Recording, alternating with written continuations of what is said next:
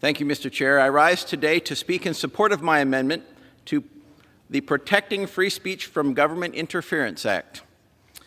As we all know, the First Amendment is the foundation of our republic. It protects our right to speak, to worship, and to express ourselves without fear of government retribution.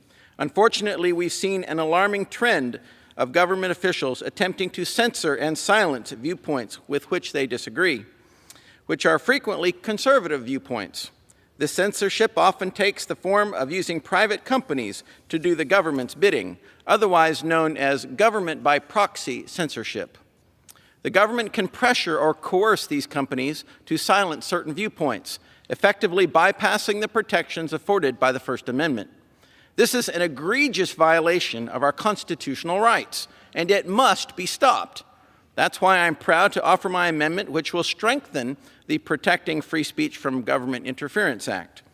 My amendment requires the Attorney General to submit an annual report to Congress evaluating compliance with this act by federal agencies and employees in the executive branch, including any instances of censorship. My amendment will shine a light on the Orwellian practice of using taxpayer dollars to suppress speech through leveraging private companies and hold the government accountable for any attempts to circumvent Americans' First Amendment freedoms. I want to thank Chairman Comer for his leadership on this critical issue and for his support of my amendment. Together, we can make sure that the government is held accountable and that our fundamental rights are protected. I urge my colleagues to join me in supporting my amendment and the Protecting Free Speech from Government Interference Act. Thank you, Mr. Chair, and I reserve the remainder of my time. The gentleman from Georgia reserves. For what purpose does the gentleman from New York seek recognition? I rise in opposition of the amendment that's offered at the desk. Gentleman is recognized for 5 minutes. Thank you, Mr. Speaker. We hear that the gentleman is concerned about the censorship of conservative viewpoints on social media.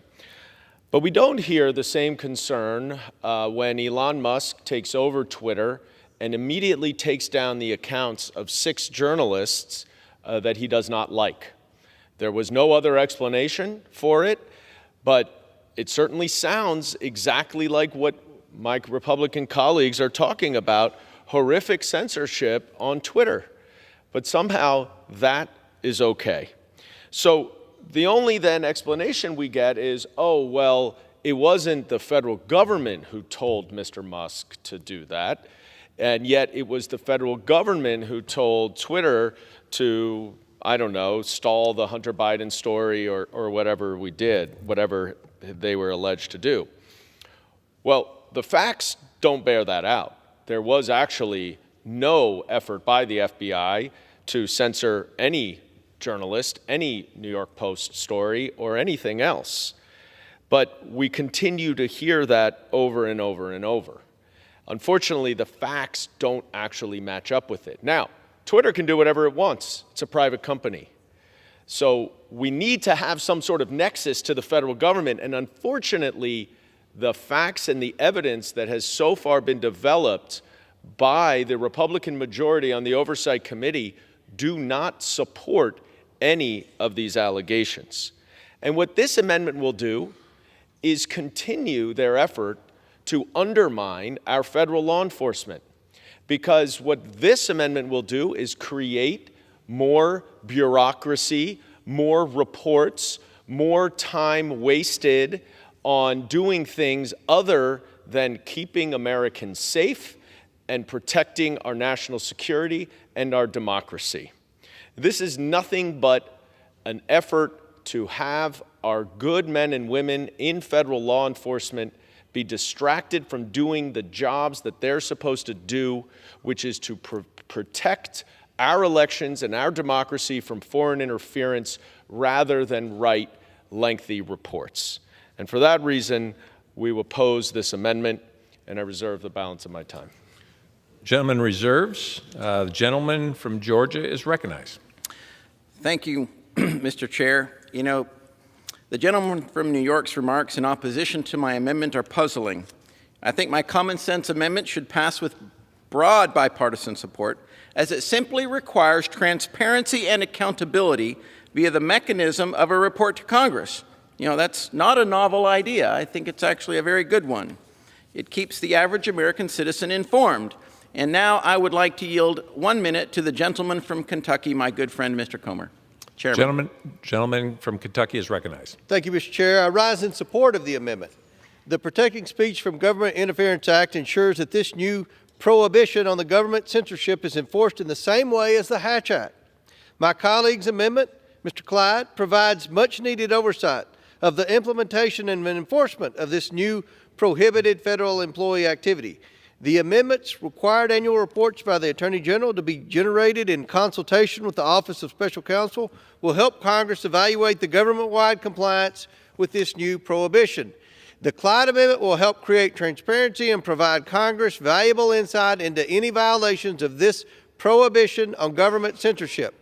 I appreciate the gentleman from Georgia working with the committee on his amendment, and I urge my colleagues to vote yes. I yield back. Gentleman yields back. The gentleman Thank you. from I Georgia reserve. is recognized. I reserve. Gentleman reserves. Gentleman from New York is recognized. Prepared to close. Gentleman from Georgia is recognized. Thank you. Thank you, Mr. Chair. I want to thank my friend from Kentucky, Mr. Comer, for his support of my amendment and the Protecting Free Speech from Government Interference Act.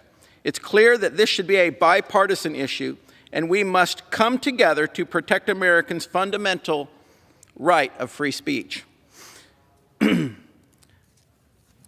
My Democrat colleague on the other side of the aisle, his opposition to my amendment is disappointing but not surprising.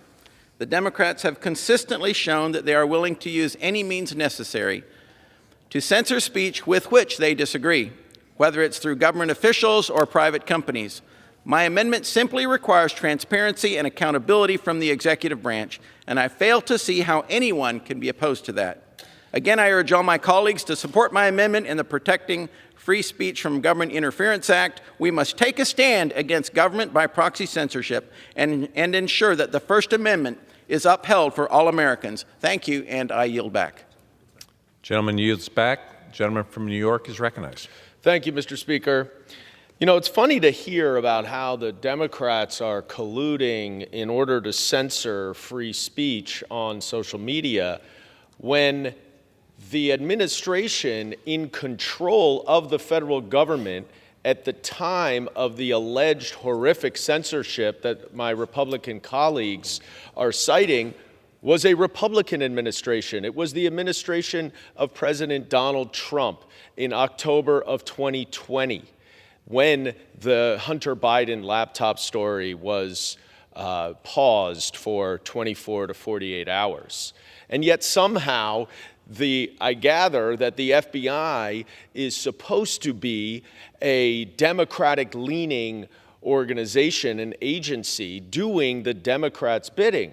Well, you could have fooled me back in 2016 when the director of the FBI announced 10 days before the election that he was reopening an investigation into the Democratic candidate for president while an investigation was also ongoing into the Republican candidate for president, and yet that remained quiet.